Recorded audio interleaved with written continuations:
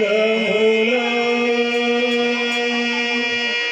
నీ ప్రతిరూపం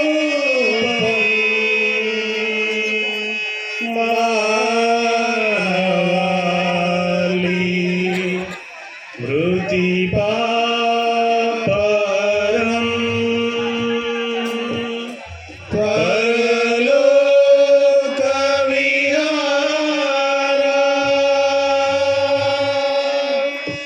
కరుణాకర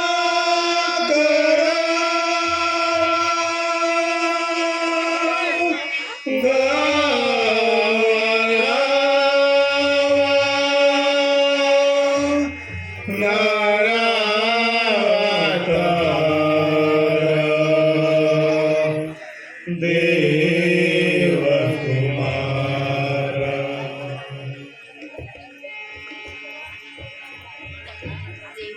యెహోవా, నీవు అత్యంత కరుణ సంపన్నుడవు, దీర్ఘశాంతము గల దేవుడవు, ప్రేమామూర్తివి. ఈజిప్టు దేశ దాసత్వము నుండి నా పితరులను అద్భుతముగా విడిపించిన గొప్ప దేవుడు గనుక నా పవిత్రమైన హృదయంతో నిన్ను స్తుతించుచు నిన్ను ప్రేమించి నీ అనుగుబిడ్డనే నడుచుకొనుటకు దయచేయము. ఆమేన్.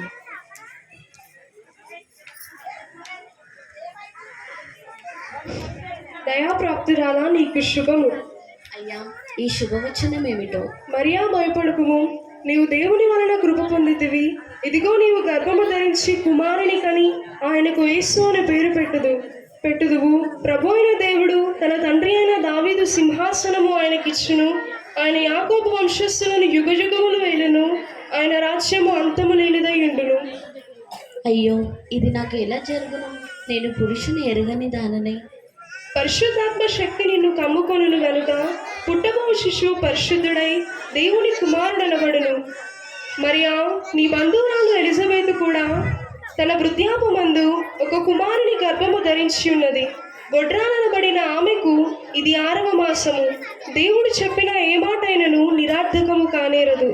ఇదిగో, ప్రభువు దాసురాలను, నీ మాట చొప్పున నాకు జరుగునుగా.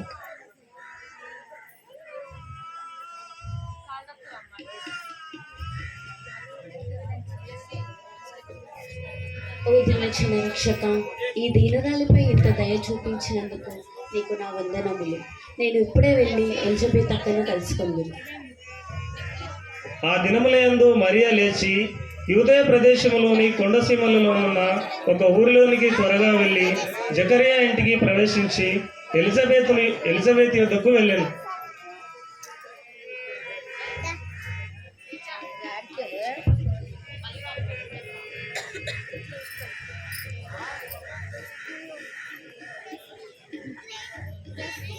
ఎలిజబెత్ అక్క, వందనములు. మరియా, స్త్రీలలో నీవు ఆశీర్వదింపబడిన దానవు. నా ప్రభువు తల్లి నా యుద్ధకు వచ్చట నాకు ఎలా ప్రాప్తించును? మరియా, నీ స్వరము విని నా గర్భంలోని శిశువు ఆనందంతో గంతులు వేసెను. నా ప్రాణము ప్రభువుని గనపరుచుచున్నది. ఆయన తన దాసురాలి దీనస్థితిని కటాక్షించను గనుక, సర్వశక్తిమంతుడు గొప్ప కార్యము చేశాను గనుక, ఇది మొదలుకొని అన్ని తరముల వారు నన్ను ధన్యురాలందురు.